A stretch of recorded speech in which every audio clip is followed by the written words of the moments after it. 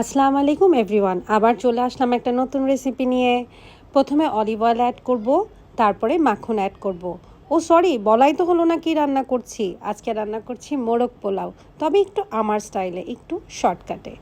এরপর গরম তেল আর মাখনের মধ্যে দিয়ে দিলাম মুরগি। এখানে একটা মুরগি আছে, আপনারা চাইলে রোস্টের মতো পিস করে নিতে পারেন, তবে আমি ছোট ছোট পিসই করেছি।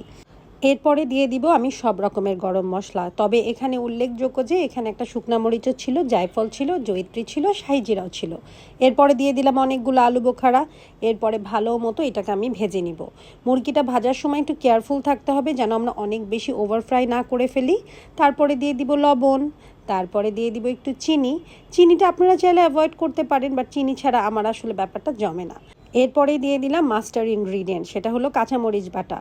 মোরগ পোলাওয়ের সবচেয়ে বড় ব্যাপার কিন্তু কাঁচামরিচ বাটাটাই। এটা কিন্তু সব রকমের বিরিয়ানিতে আমরা দেই না, বা পোলাওয়েও আমরা দেই না।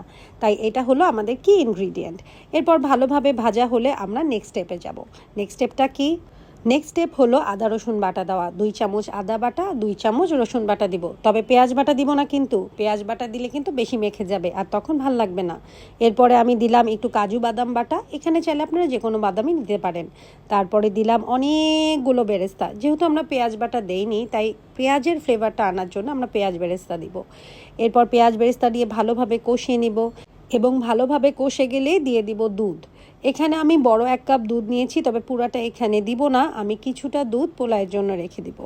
দুধ দেওয়ার পরপরই আমি অ্যাড করে দিব পানি। পানি অ্যাড করার পরে ভালো মতো মিক্স করে এটাকে রান্না করার জন্য রেখে দিব। যখন ভালোভাবে রান্না হয়ে যাবে, আমি মাঝখানে একটা টুইস্ট অ্যাড করেছি, তবে এটা অবশ্যই আপনারা স্কিপ করতে পারেন। এটা আমার বাচ্চাদের জন্য আমার সব রান্নাতেই করতে হয়। সেটা হলো আলু ভেজে দেওয়া। এটা আমি একটু জাফরং বা যেটা বলে জর্দা রং সেটা দিয়ে ভেজে নিয়েছি, আর একটু লবণ দিয়ে ভেজে নিয়েছি। তবে অথেন্টিক রান্নায়, অর্থাৎ অথেন্টিক মোরগ পোলাও রেসিপিতে কিন্তু এটা নেই। এরপর চলে আসি আমাদের পোলাও রান্নায়। প্রথমে বাটার দিয়ে তার মধ্যে সব রকম গরম মশলা দিয়ে আর একটু জয়িত্রী আর একটু শাহি জিরা দিয়ে আমি পোলাওয়ের চালটা আর কিশমিশগুলো ভেজে নিব। কিশমিশগুলো কিন্তু আমি পোলাওয়ের চালের সাথেই ধুয়ে নিয়েছি। এই ট্রিকটা একটা ভিডিওতে আমি দেখলাম, ভাবলাম আর দেরি কেন, এখনই অ্যাপ্লাই করে দিই। যাই হোক, আমাদের এখন ভাজা শুরু হয়ে গেছে পোলাওয়ের চাল, তার মধ্যে আলু বোখারাও অ্যাড করে দিলাম। এই রান্নায় একটু আলু বোখারা আসলে বেশিই লাগে। আলু বোখারা দেওয়ার পরে এবার আমরা ভালো করে এটাকে ভেজে নিব, আর তারপরে দিয়ে দিব লবণ আর একটু চিনি। চিনিটা অ্যাজ ইউজুয়াল আপনারা চাইলে অ্যাভয়েড করতে পারেন। এরপর আমি দিয়ে দিলাম বাদাম বাটা আর একটু দুধ মিশানো, তারপরে দিয়ে দিলাম পরিমাণ মতো পানি আর ঘি। এরপরে আরেকটা মাস্টার জিনিস, সেটা হলো গোলাপ কেওড়া দিয়ে দিলাম, আর দিয়ে দিলাম 1 স্লাইস লেবুর রস। লেবুর রসের জন্য কিন্তু পুরো ফ্লেভারটা একটু চেঞ্জ হয়ে যাবে। আর তারপরে এটা আমি হাফ কুক হতে দিয়ে দিব। হ্যাঁ, আমি পুরোপুরি আসলে কোনোটাই কুক করব না, যখন পানিটা টেনে যাবে এই মাংসের যে ঝোলটা আছে এর মধ্যে দিয়ে আমি বাকিটা কুক করে ফেলবো। আমার মাংস আলু যেহেতু সব কিছু সুন্দরভাবে সিদ্ধ হয়ে গেছে, এখন আমি পোলাওটা মিশিয়ে দিব। পোলাওটা আলগোসে করে মিশিয়ে দিবেন, আর পুরা কুক করবেন না, তাহলে এই ঝোলের মধ্যে কুক হলে সেটা কিন্তু খুব বেশি নরম হয়ে যাবে। পোলাওটা আস্তে আস্তে আমি বিছিয়ে দিব।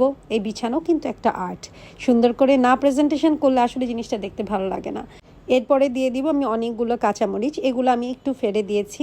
আর তারপরে দিয়ে দিব লেবুর স্লাইস। লেবুর স্লাইসের একটা সুন্দর ঘ্রাণ আসবে আর একদমই তিতা লাগবে না।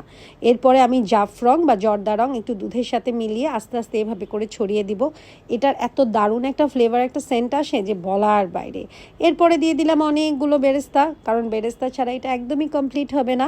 এবং বেরেস্তা ভালোভাবে দিয়ে আমি এরকম ফুটা ফুটা করে দিব যেন এটা আমি দমে দিতে পারি। এরপর দমে দিয়ে আমরা অনেকক্ষণ রেখে দিব, around 15 to 20 minutes. And finally here comes the moment of truth. As you can see, আমাদের মোরগ পোলাও, আসলে এটাকে মোরগ পোলাও কেন বলে, মুরগি পোলাও কেন বলে না, এনিওয়েজ এই মোরগ পোলাওটা দুর্দান্ত লেগেছিল। নিজের রান্নার প্রশংসা আসলে নিজেই করছি, ভালো হলে তো করতেই হবে।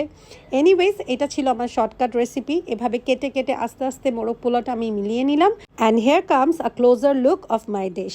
আর একটু ক্লোজার, আর একটু closer. Anyways, enjoy the recipe and thanks for watching. Assalamu alaikum.